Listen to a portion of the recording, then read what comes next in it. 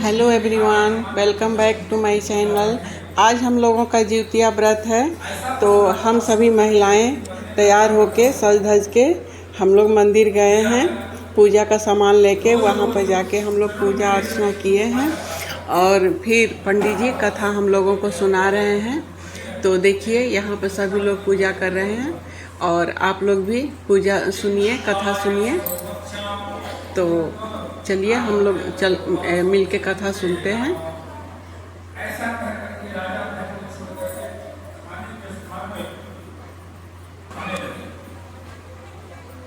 बड़े तेजस्वी गरुड़ में माया अंग उसको देख करके गरुड़ ने पूछा कि देवयोनि में आप कौन हैं?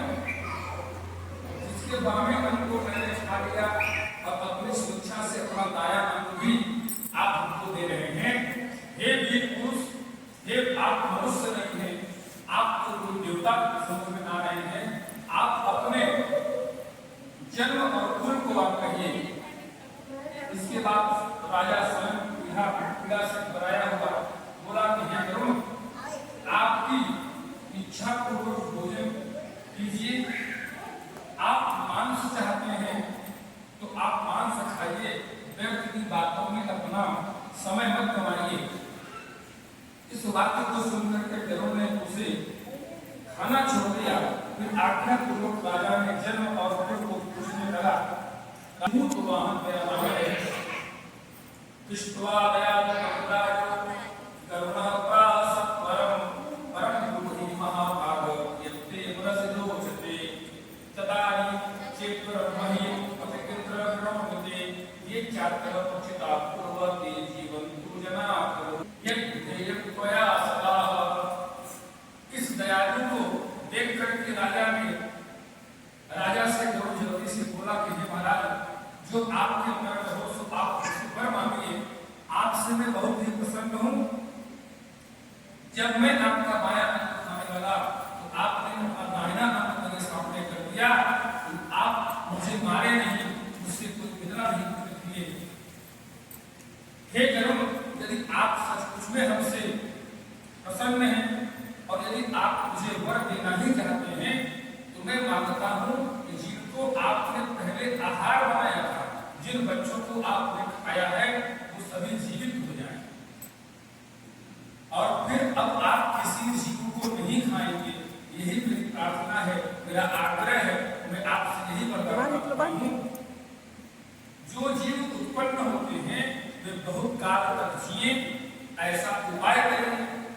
धौम ऋषि बोले कि सानंदस्तद्वरं दत्त्वा छिन्द्रो कर्णः सवं लाठं निर्वकामौ विशेषौषधापने ततो वृतं समानीयं सुवरसा ककेश्वरः मृतकानां शरीरेषु चिरस्थिरासु सर्वतः तत्स्ते जीविताः सर्वे भक्षिता ये पुराणराः। कर्मस्य प्रसादेन राजो वै कृपया यतः राज्ञश्च द्विगुणं तत्र शिशुवे गुणोत्तमः दृष्ट्वा राजो दवासे धर्मः पुनः। ऐसी बात को सुन करके आनंद के साथ वर दे करके पक्षियों की राजा गरुड़ स्वयं राजा की इच्छा से अमृत देने लग गए और अमृत ला करके पृथ्वी पर मृत शरीर और मृत हड्डियों पर जो लोग मर चुके थे, जो बच्चे, उनके हड्डियों पर जा करके अमृत गिराने लगे। और अमृत की वर्षा से तब जो हाय मनुष्य थे वे सभी गरुड़ की कुसुमता से और राजा की कृपा से सभी लोग जीवित हो गए। राजा का शरीर पहले से दुगना सुशोभित हुआ। राजा की दयालुता देख करके गरुड़ जी बोले कि दूसरा वरदान लोक हित की इच्छा से मैं स्वयं देता हूँ कि आज से इस अष्टमी का नाम जीव का हुआ है। इसमें कोई संशय नहीं है। अष्टमी है, उसमें उपवास करें जिसमें सूर्य नारायण और पारण जो है नवमी के दिन में करें। इस प्रकार से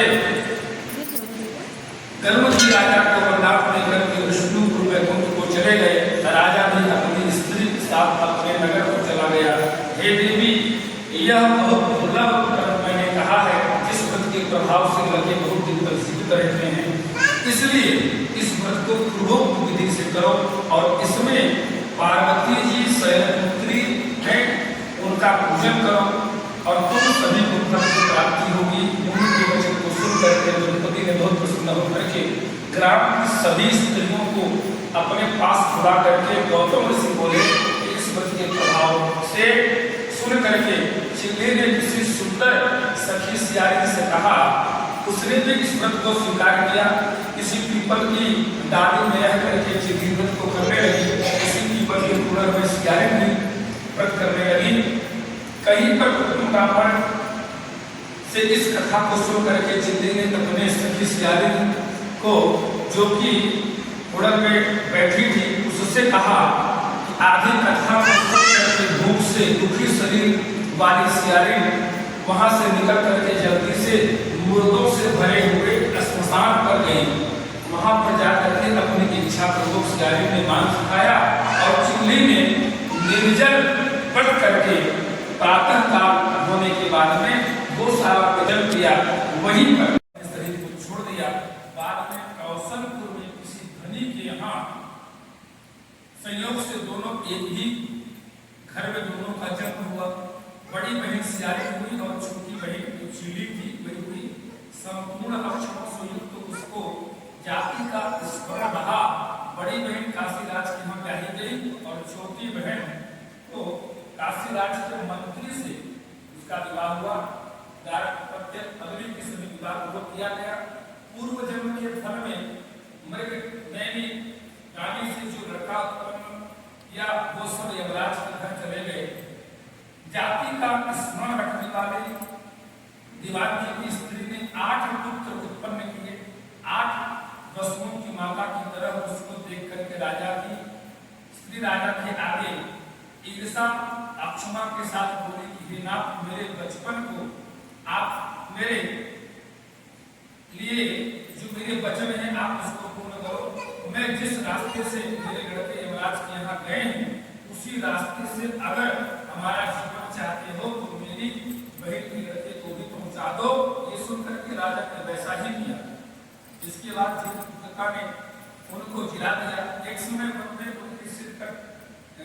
उनके सिर काटकर बांस की दौरी में रखकर उसके घर भेज दिया।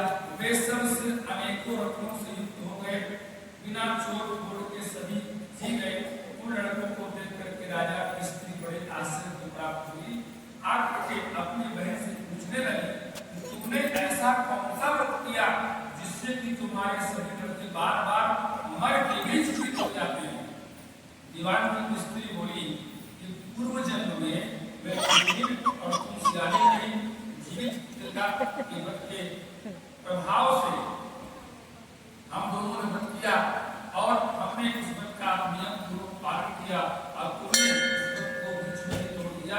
उसी दोष से हे बहन, तेरे लड़के सभी जो भी जन्म लेते सभी मर जाते हैं।